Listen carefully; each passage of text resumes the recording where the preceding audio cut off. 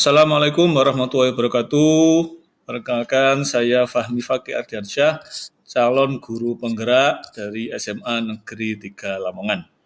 Pada kesempatan kali ini saya akan menjelaskan atau memberikan pemaparan tentang 10 kegiatan pembelajaran yang berpihak pada murid.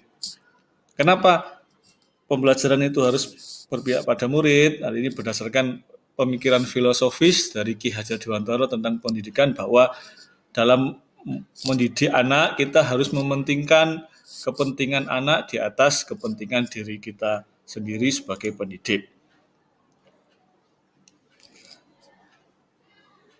Jadi dalam pembelajaran yang berpihak pada anak, kita harus menempatkan kepentingan dan kebutuhan anak sebagai prioritas utama. Ya.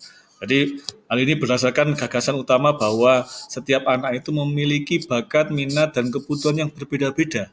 Sehingga pendidikan yang efektif itu sudah selayaknya harus menyesuaikan diri dengan kebutuhan individu setiap anak. Nah, ada beberapa kegiatan pembelajaran yang bisa kita laksanakan agar pembelajaran itu berpihak pada anak. Yang pertama, pembelajaran berbasis inklusi. Pembelajaran ini diterapkan dengan memperhatikan kebutuhan dan gaya belajar setiap siswa, menggunakan berbagai macam strategi pengajaran yang memungkinkan semua murid terlibat aktif dalam proses pembelajaran. Yang kedua, kegiatan bimbingan pribadi. Hal ini ditujukan kepada murid-murid yang mengalami kesulitan dalam memahami materi pelajaran, memberikan perhatian ekstra dan dukungan kepada murid-murid yang membutuhkan.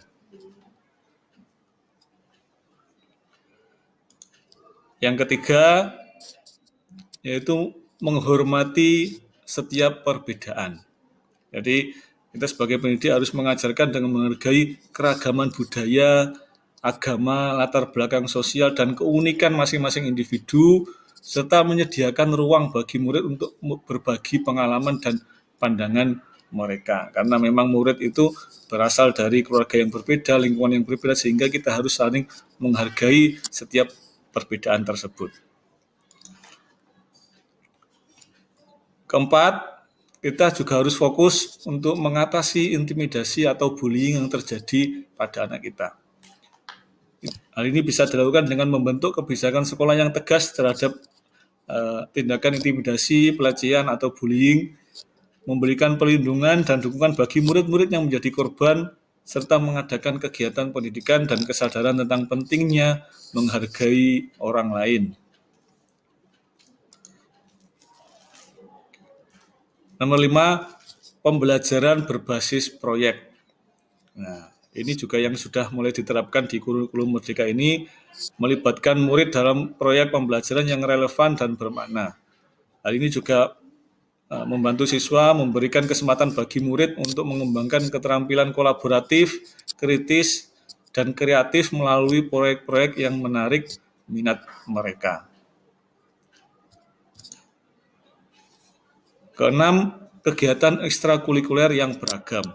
Ini yang penting juga, bahwa kegiatan tidak hanya kegiatan intrakurikuler tapi juga ekstrakurikuler juga harus kita wadahi keinginan anak-anak. Menyediakan beragam pilihan kegiatan ekstrakurikuler yang memungkinkan setiap murid mengeksplorasi murid dan bakat, minat dan bakat mereka di luar kurikulum, di luar materi pelajaran. Memastikan bahwa semua murid merasa didukung dan termotivasi dalam mengikuti kegiatan tersebut. Nah, ini untuk mewadahi beragam minat tadi. Yang ketujuh, membangun hubungan yang positif. Nah, jadi kita sebagai pendidik harus membangun hubungan yang positif antara guru dan murid, serta antar murid di kelas. Hal ini juga sehingga membuat lingkungan yang aman dan inklusif, di mana murid merasa nyaman untuk berbagi pendapat dan berpartisipasi aktif dalam diskusi. Nah, hubungan positif ini juga penting supaya apa? Anak menjadi lebih terbuka, lebih bebas untuk mengutarakan keinginannya maupun kebutuhannya.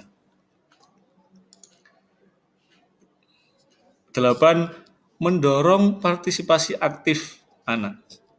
Hal ini memberikan kesempatan kepada murid untuk berbagi pendapat, mengajukan pertanyaan, dan berkontribusi dalam diskusi kelas. Menghargai setiap usaha dan kontribusi yang diberikan oleh murid.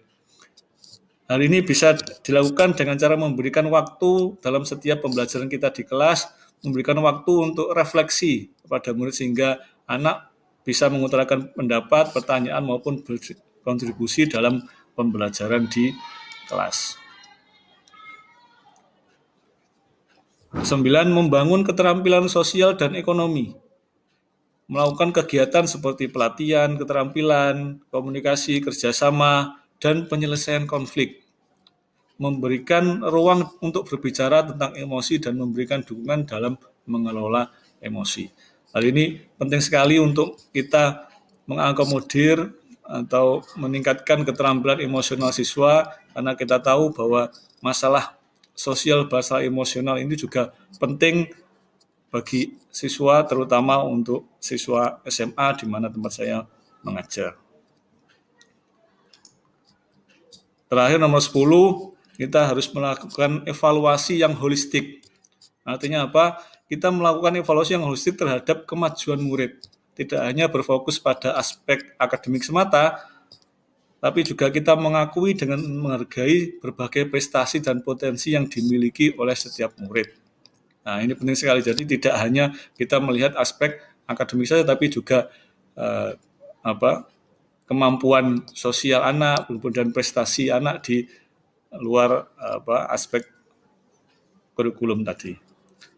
Jadi itu tadi ada 10 kegiatan yang saya kira akan menjadikan kita pendidik yang mampu menghargai, mampu memberikan ruang, serta melakukan kegiatan pembelajaran yang berfokus atau berpihak kepada anak.